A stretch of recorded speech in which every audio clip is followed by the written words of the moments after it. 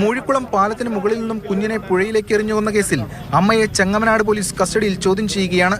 ഭർത്തൃ വീട്ടുകാർ തന്നെ തഴയുകയും വലിയ രീതിയിൽ ഒറ്റപ്പെടുത്തുകയും ചെയ്തതായി അമ്മ പോലീസിനോട് പറഞ്ഞു. കുട്ടികളെപ്പോലും തന്നിൽ നകറ്റി കുഞ്ഞിനോട് അമിത വാത്സല്യം അവർ കാട്ടി. ഇതിലുള്ള വൈരാഗ്യമാണ് കുഞ്ഞിനെ കൊലപ്പെടുത്താൻ കാരണം. ഇതിനൊപ്പം തന്നെ ഒഴിവാക്കാൻ ഭർത്താവ് ശ്രമിക്കുന്നതായി അറിഞ്ഞു. പിന്നീട് കുഞ്ഞെങ്ങനെ ജീവിക്കുമെന്ന ആശങ്കയും കുട്ടിയെ ഇല്ലാതാക്കുന്നതിലേക്ക് നയിച്ചെന്നാണ് മൊഴി. പ്രതിയെ കൊല നടന്ന സ്ഥലമായ മൂഴിക്കുളം പാലത്തിന് സമീപമെത്തിച്ച് പോലീസ് തെളിവെടുപ്പ് നടത്തി. അന്നേ ദിവസം നടന്ന കാര്യങ്ങളെല്ലാം അവർ പോലീസിനോട് വിവരിച്ചു. ഞാൻ 2 പിള്ളേരെ പ്രസവിച്ചേക്കണതാ. അവൾക്ക് വല്ലതും കൊടുക്കാൻ പാടില്ലേ. കിട്ടിയ പുഴയെടുത്ത് ഞെരിച്ചേനെ ഞാൻ. ആവേശമുണ്ട് ഒരു പെൺകൊച്ചിനെ. അങ്ങനെ തോന്നിയേ അടിച്ചിട്ടില്ലേ കാരണങ്ങളാണ് അവളെ. ഭയങ്കര സങ്കടം. ആ കൊച്ചിനെ വഞ്ചിന്ന് എടുക്കുക, വെള്ളത്തിൽ നിന്ന് പൊക്കട കണ്ടിട്ടുണ്ടെങ്കിൽ ഏത് മനുഷ്യനും അവിടെ കിടന്ന് സങ്കൂട്ടിച്ചാവും.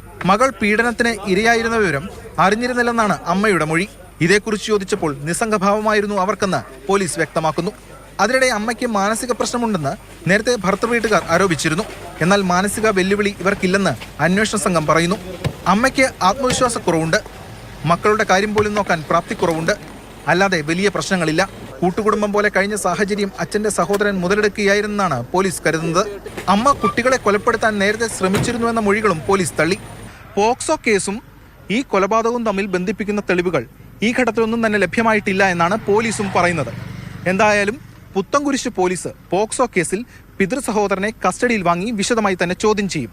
തുടർന്ന് കൂടുതൽ എന്തെങ്കിലും വിവരങ്ങൾ കിട്ടുമോ എന്ന കാര്യവും നോക്കും. ഇതാണ് പോലീസ് വ്യക്തമാക്കുന്നത്. ക്യാമറമാൻ ആന്റണി ഗ്രിഗറിക്കൊപ്പം എസ് രാഗിൻ, മാതൃഭൂമി ന്യൂസ്, കൊച്ചി.